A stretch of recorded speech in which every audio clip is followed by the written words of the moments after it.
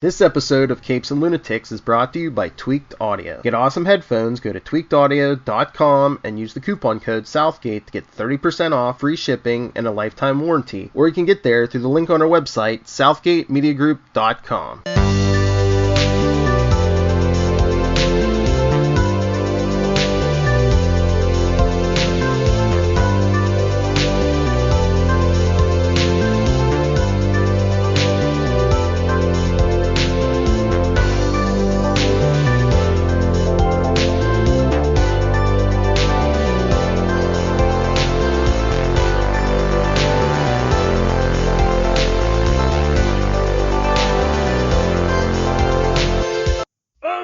Ye landlubbers, welcome once again to Full Stream Ahead.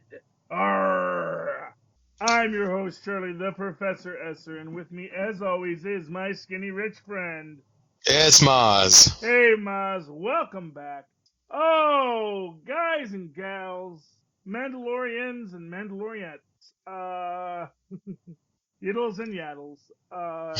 It has been a long, wonderful 8 episodes, but here we are at the end, the final episode of The Mandalorian Season 1. That's Chapter 8, Redemption. The Mandalorian comes face to face with an unexpected enemy.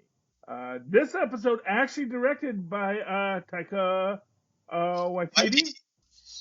Jon Favreau, of course, he's doing all that writing and creating credit, along with George Lucas, who, basically just shows up and, says, "Yep, that's my idol." It's a very cute picture if you've seen it on the You forgot to sign this one? You forgot to sign this one? I'm sorry, what? Oh, he's just collecting checks, I meant. Oh, yeah, no. It's just, yeah, I see what you're saying. Yeah. But no, he shows up on set and he I'm surprised he doesn't want to do cameos like Stan Lee. But I guess that's just not his bag.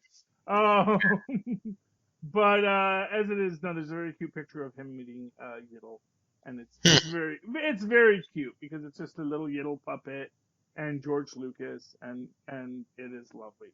But in the meanwhiles, in the nice whiles, so, when last we left our intrepid heroes, poor old Kuil was down. Our heroes are pinned down, and, the stormtroopers and the death troopers are lining up outside, and these guys apparently know how to shoot. Yes, that is actually, yes. As me and Tristan have pointed out, that actually stormtroopers, even though they get that legend as being bad shots, most of that comes from the fact that, the only time we see them shooting, it's against, people that are force powerful and can deflect the laser beams from them. But anyway. Right, but then again, we get to the opening of this episode with our two hapless, So not all of them are the elite soldiers. Right. And this is, here they have Baker Scott 1 is Jason Sudeikis, and Adam Pally is Baker Scott 2. And, it's interesting because, and again, this is, for what it's worth, this is your basic bureaucratic snafu where they have what Moff Gideon wants. They just don't want to interrupt him because they don't know what Moff Gideon wants. They just know that, we picked up this thing, and they don't know what it is because, obviously it's all very hush-hush. Right. But as a result, Moff Gideon doesn't have to do this whole thing. He's actually got, he actually could just go get his, from his men. It's just, that's why you got to share your plans with your staff so they all know what the end game is. They could have even have taken him off-world to wherever was the final destination for him to have Yiddle, Oh, yeah, well, but Moff doesn't know that. That's right. Moff thinks everything's according to plan, and Yiddle and the Mandalorian are holed up in the bar, Well, no, And I sort of got the sense that he knew that the child wasn't with them because he says something very important to me, and I will have it in a few short moments. So to me, it seemed like, oh, you're stuck over here. I'm just here to keep you here until they can go actually get what I need. I'm just here to keep you here. oh no, I got the feeling he was saying, "I'm going to have it because you're not going to last more than a few short moments." Interesting. That's my take on it. Interesting.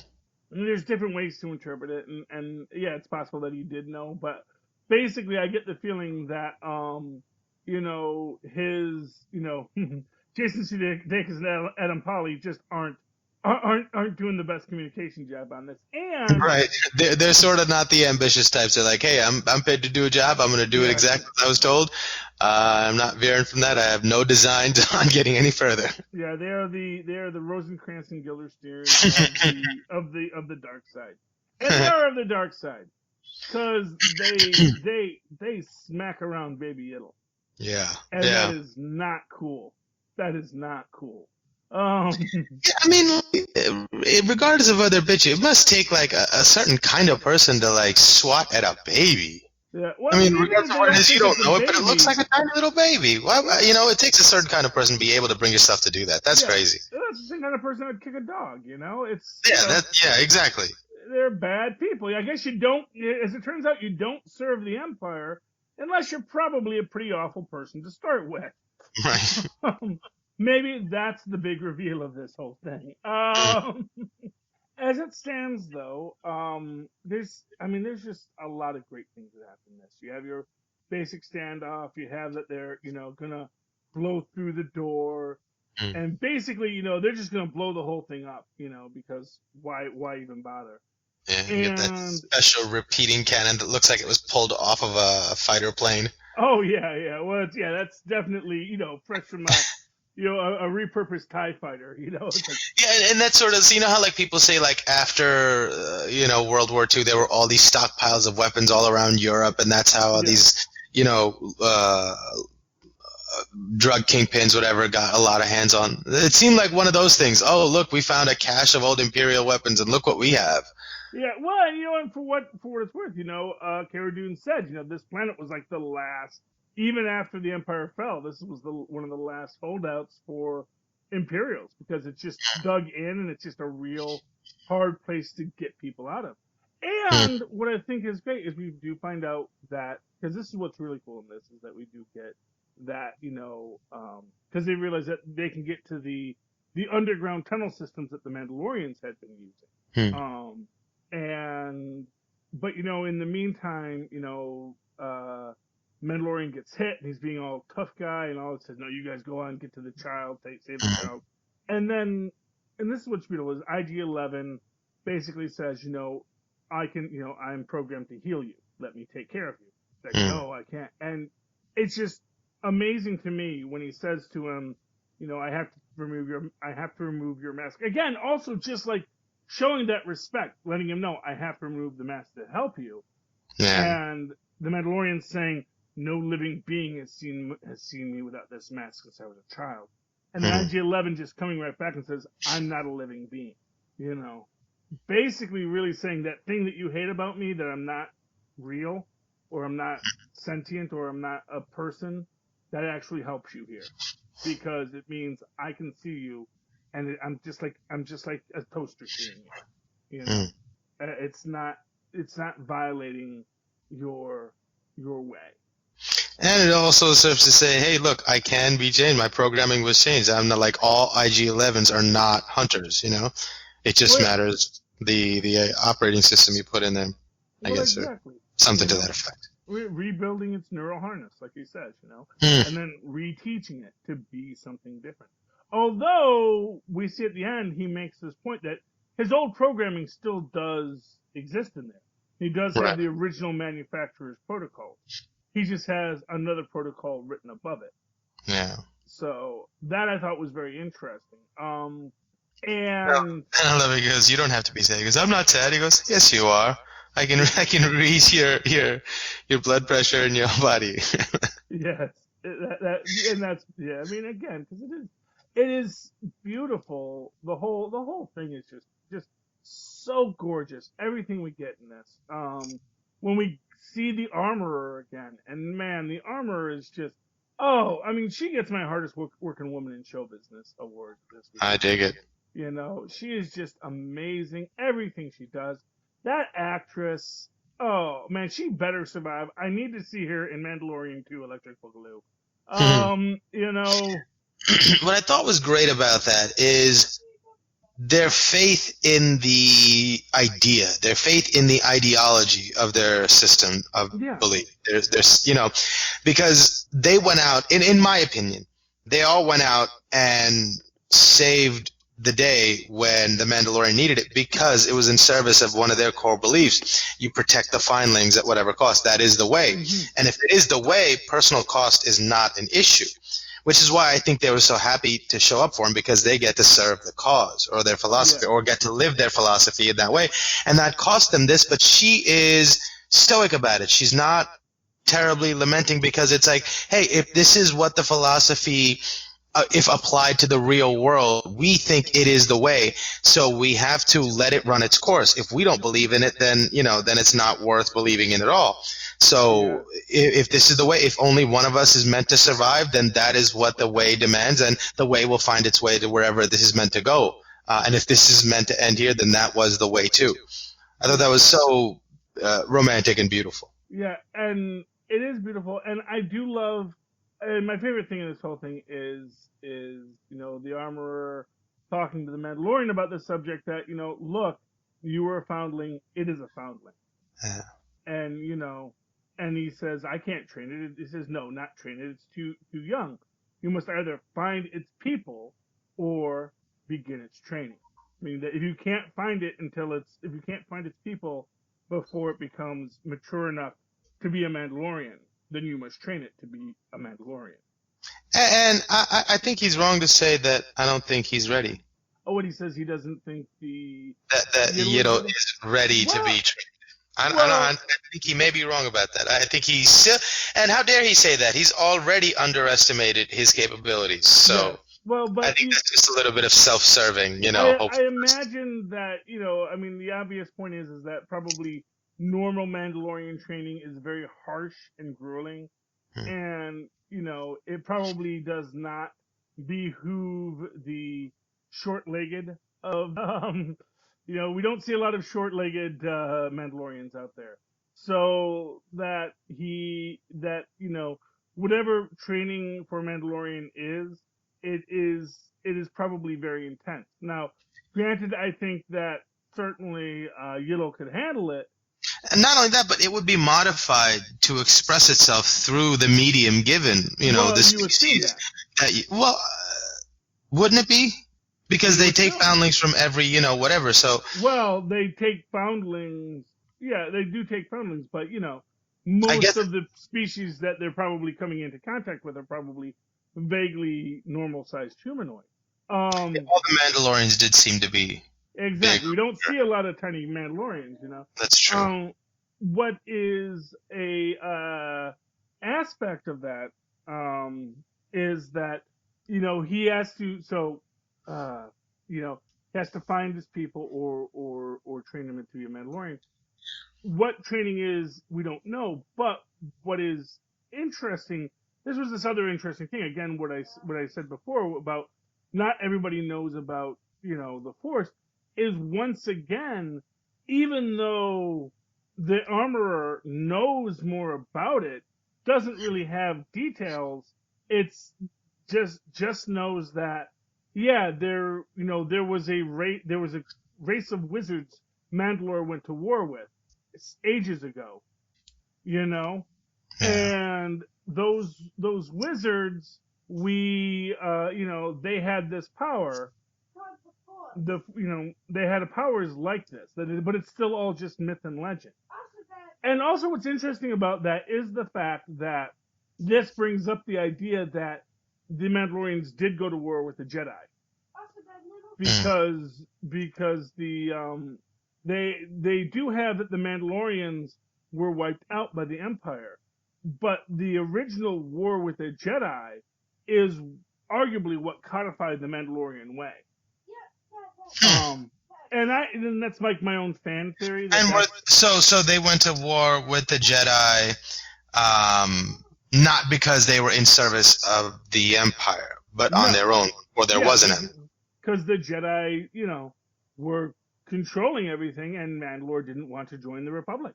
The Mandalore, for whatever the reasons was, Mandalore did not see an advantage to itself to be a part of the Republic, and did not feel the Jedi were people they had to kowtow to. So the Jedi went to war, and the Mandalorians, for what it's worth, held their own for a while. It wasn't until the Empire came along that the Mandalorians really got turned into a diaspora.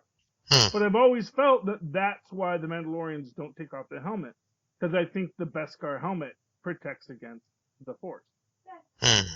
That's my theory, and I've mentioned this before. That's my theory. It's not canon, but that's my fan theory that, the Beskar protects against the Force. Yes, Tristan, what do you want to say? About the Mandalorian Jedi War. That was a way. Jango Fett was in it, and that was a way during the Mandalorian Civil War. One of the Mandalorian teams said that those Mandalorians killed a lot of people, so then all the Jedi needed to fight them, even though what the Mandalorians did was they didn't do anything. Yeah. And Count Dooku was actually a part of those Jedi. And my question is, why would Jango Fett, who was there, team up with Count Dooku, who also was there? I don't know. I don't. You know more of the lore than I do, Tristan. So, but as it plays out, we do get this situation where the Mandalorian and Yiddle become a clan of two, and they do have to go out. The armorer is going to distract the Imperial guards, and like I said, we don't see her die, so I'm willing to wager she's going to come back. And I love when they have to wake up the old R2 unit as the lava ferryman. Oh. Yeah, and I loved her fighting style too. It was all built around her forging tools, and she used them like Filipino fighting sticks, and that was really super cool. Oh yeah, I love when she throws the Imperial into the forge, and that has got to be a rough way to go, man. Going right into the forge, because that's got to be. It must not last long though, or must it? You think? What? Well, death in a forge. It must be pretty quick, no? Well, here's what I'll say. I will say you probably will feel every nerve of your body be burnt off, because remember they're in armor too. So they're basically. So that's just that's like a prolonged. Armor, it probably doesn't take that long before they're completely incinerated. But before that, their armor gets melted onto their body. It does not. It ends poorly. I think we can say that it ends poorly. Yeah, armor melting on your body. Yes, that's enough. Yes. Oh yeah, I know. There's a Birds of Prey thing in Fortnite. They found a skin in Fortnite. The data miners found that before the movie comes out. But yeah, but they take the river of lava, and they realize that they're gonna in order for them to get away, and I love this. The IG-11 says you have to promise me to take care of the child, because then I can relinquish my duty, and I can return to manufacturer protocols, which says I must blow myself up before I get captured. Yes, which also means, because he's got a thermo detonator inside of him. For those who remember from Return of the Jedi, that's what Leia has that she holds Jabba hostage with. He's gonna blow himself and all the Imperials up with it, which is hard, man. And then of course he gets into the lava, is walking in. I love the fact that he obviously can handle the lava. Obviously he is made of strong enough stuff that molten lava isn't a problem for him, which makes sense because he does have to get shot with lasers. Yeah. So, I mean, it does damage him, just not immediately, Oh, yeah. I mean, he probably couldn't do that all day, but it gets him it allows him to get far enough ahead that he can blow up the bad guys so they can get out. And they get out, and I think that's when Moff Gideon comes after them with the TIE fighter, if I'm not mistaken. Yeah. And they basically, if I'm recalling correctly, because it's been a couple days since I saw it, but I believe the Mandalorian has to throw his grappling cable onto the TIE fighter. Onto the fighter and fly along with him. Yeah, that was awesome. And it's awesome. He didn't know if he was well enough to even carry it, and now he has to put it on. And she said, you won't get it right away until you learn how to use it. And he's like, I guess no time. I gotta do it now. Yeah. And he just makes it work. He does. Well, when it comes to jetpacks, they go one way. Right. Probably there's a lot of subtlety he could learn on it eventually. Yeah, I mean, he landed pretty nice at the end, He survived it. He made it. He saved the youngling, and that's the important. Yeah. And damages the TIE fighter enough that it crashes far enough away. They don't need to go check it. No need. Well, no, you wouldn't want to, because the best case scenario is he's dead. Worst case scenario is he's alive and ready to fight. That's true. Because the Mandalorian knows this guy basically murdered hundreds of Mandalorians. Because he knows the Mandalorian's true name, because it was in the records of Mandalore. Yeah.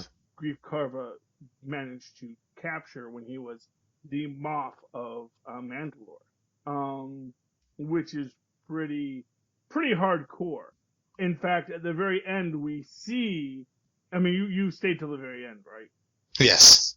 So you saw that thing that Moff Gideon has. It's called a Darksaber. It's like a katana. Yes. Well, what it is it's a lightsaber that the Mandalorians created. Huh. So the Mandalorians actually created their own lightsaber. It's called a Darksaber that will basically, it's a lightsaber, but it's their own take on it, and it has its own unique qualities. I believe it was Tristan. Who created the Darksaber? Was that was that Darth Maul when he was the king of the Mandalorians?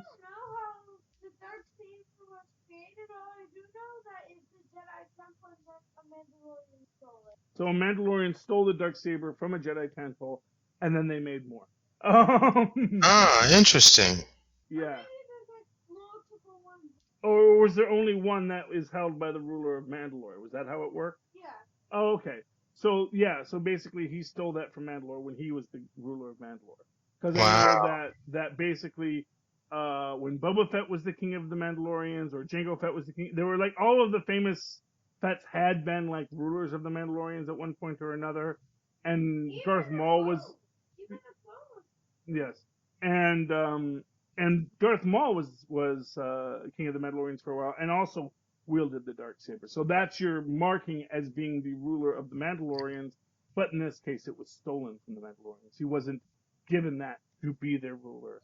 Moff Gideon stole it. Dun dun dun. It's probably when he was killing all those. All those Mandalorians he killed. Yeah, exactly. So that's pretty impressive. Cara Dune and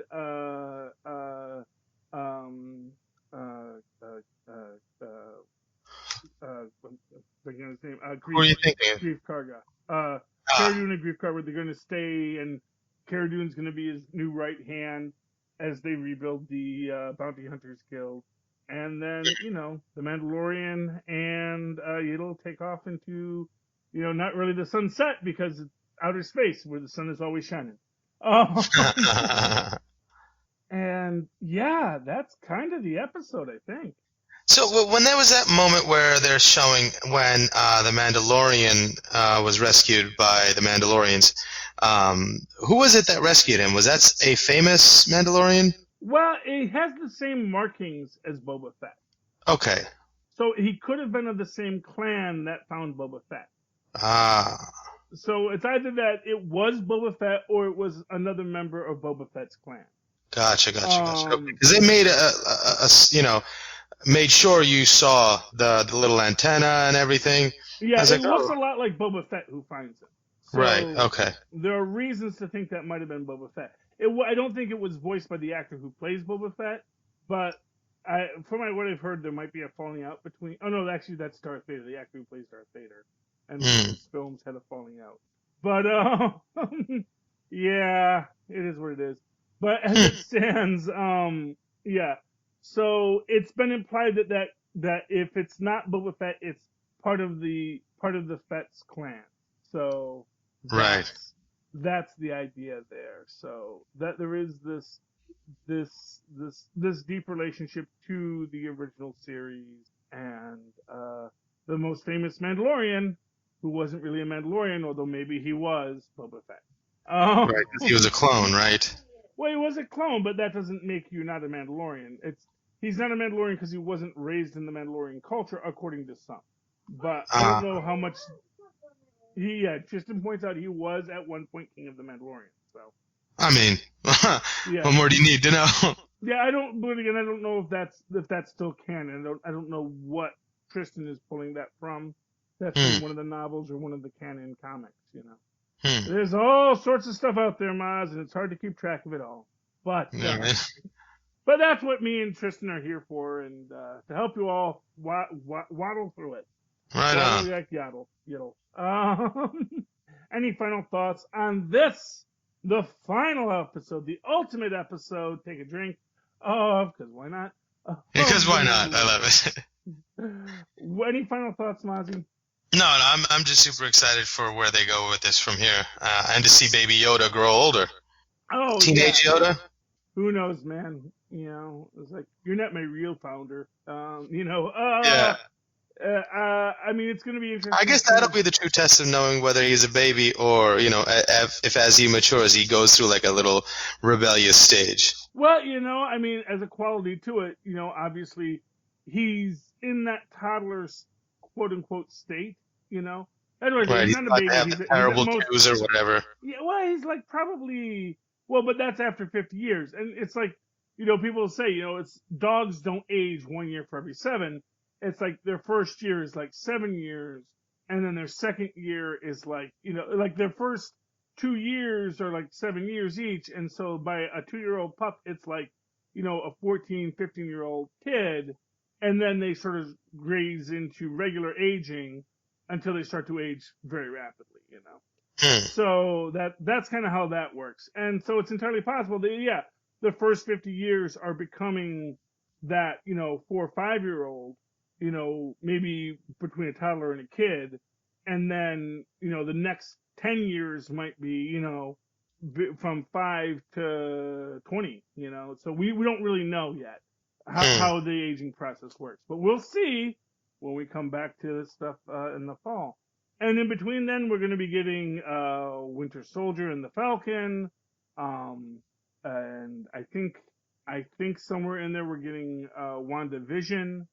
Yes, I don't think we ever released it on Loki yet. That's not until next year. But we'll be here on Full Stream Ahead to review it all for you because we've got first dibs on all Disney Plus shows. Yay, us!